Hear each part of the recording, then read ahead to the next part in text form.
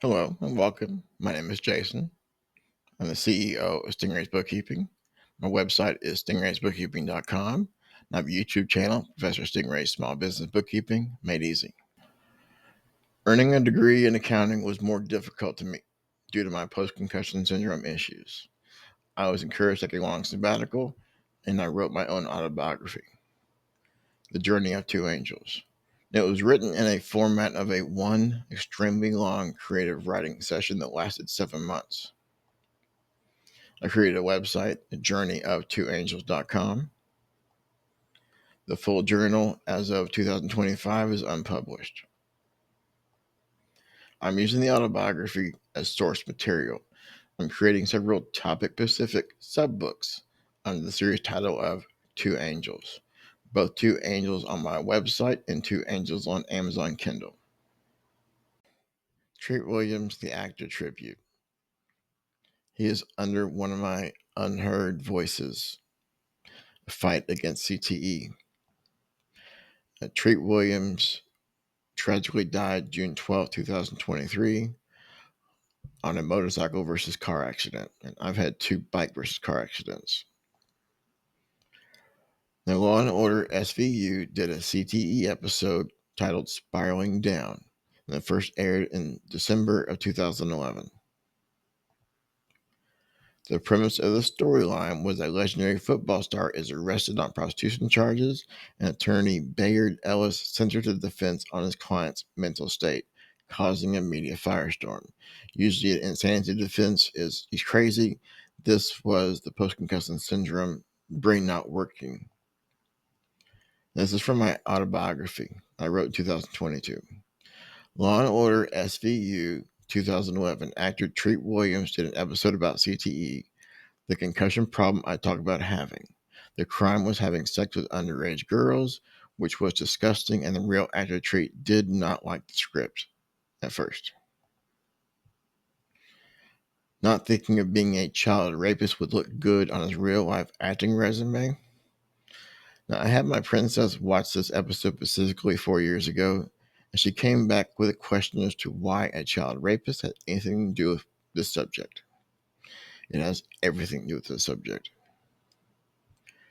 The exact view most everyone would share. He was an athlete, and now he turned bad. Not the problem, not the case. She did not see the mental problem that was caused from all the multiple concussions, and I see it differently because I have the same problem or same issue. The point was that he did these things not knowing who he was. His brain was severely damaged from multiple concussion syndrome, or post-concussion syndrome in medical terms. Now, pay close attention to the storyline I'm about to talk about. He is very lucid in the mornings and during the day. The storyline talks of something during the afternoon, something changes, and he checks out and does not know what he's doing. I have been writing and living with for the last 17 years this exact same sequence. In the morning, in the middle of the afternoon, I feel fine. Middle of the afternoon, something changes. My brain downshifts, and I start going downhill. By the time nighttime comes, I wrote and did a story on YouTube about going to an Elvis movie after my time clock for my brain shut down, where I should have gone to bed, and I went out for that night, and I had disastrous outcomes. The brain was just out of it. This has been I've been having a daily thing, this exact timeline. The episode of SVU was talking about CTE. This was the first time Hollywood had ever used the term CTE, and I give Law & Order much credit for doing that. The nighttime when he was with his underage girls, he had no idea what he was doing. Compare my movie episode to being late at night when I got done with the movie at 10 o'clock at night and my brain barely worked. Spoiler alert, I'm going to save everyone from being shocked. The ending was very shocking. He committed suicide over the CTE in the end. And if I remember right, he was found not guilty in the trial and walked outside on the front steps of the courthouse and shot himself. The suicide was partially to show how, when he was himself, he hated himself for what he did when he wasn't himself. Being told what he did at night, it really disturbed him, the character. Now, Treat Williams quoted, is where I kind of smile, it's funny, William quoted, "I read the first 10 pages, and within the first 10 minutes, I am with two underage girls in a hotel room, and I partially exposed myself. I called my agent back and said, 'Are you guys sure? Do you want to do this?' He tells TVGuide.com with a laugh. My agent said, 'Just read the whole thing and shut up.' So I did. And I realized it was one of the most extraordinary parts I've seen in years. It was deeply moving." Williams' role as a famous former NFL quarterback named Jake Stanton is much more than meets the eye. After years of sustaining and playing with concussions, Jake is quietly suffering from CTE. It's a degenerative disease that causes dementia-like symptoms such as memory loss, confusion, depression in individuals who have been subjected to head trauma. The disease begins to really make an impact when Jake, a New York sports figure as revered as Joe Namath, is arrested in a prostitution sting involving a 14-year-old hooker. Not just his involved with the hooker, it had to be underage. Two bad things.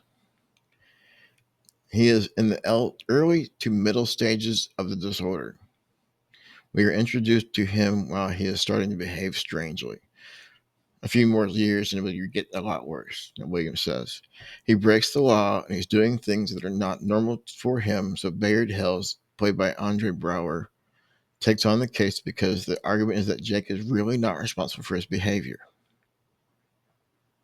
For this, Brower's second of the three appearances on SVU, his character must argue for his client's insanity, despite the fact that Jake is in denial about his own condition. Jake's been hiding this from the public for years, Williams says. He's enraged.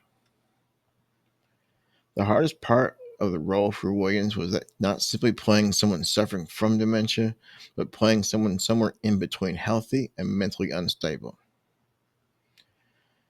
He can be clear-headed for the better part of the day and then slip into a kind of fog, and that was the most challenging thing, he says. They didn't write this as a guy who is really just not with it. This is a guy who seemingly has all his faculties. As the show progresses, it's revealed that he is really suffering. Although Wiggins was anxious about the role, he had plenty of material to draw from. In recent years, 11 deceased football players and 4 dead hockey players have been tied to CTE, including former NFL player Dave Derrison, who committed suicide in February and asked specifically that his brain be donated to research. I talked about Dave Derrison in my autobiography, and I've done a YouTube video about him. Full story. I played for 6 years, and in college, I had concussions, Williams says. I suffered concussions when I played Jack Dempsey in the movie The Boxer from 1983. So I guess in a way, I'm a candidate. With that in mind, Williams said he has a simple goal for the episode. Someone said, "What are you trying to say?" I said, "I'm trying to get a job as an actor," he says, half joking. I think that if this show keeps the discussion or the conversation going about this, that will be good. This was taken from the article on Yahoo about Treat Williams and his SVU episode. I'm going to end this with saying, repeating, and this is echoed through all the stories I've talked about. Anything that keeps the discussion or the conversation going is good.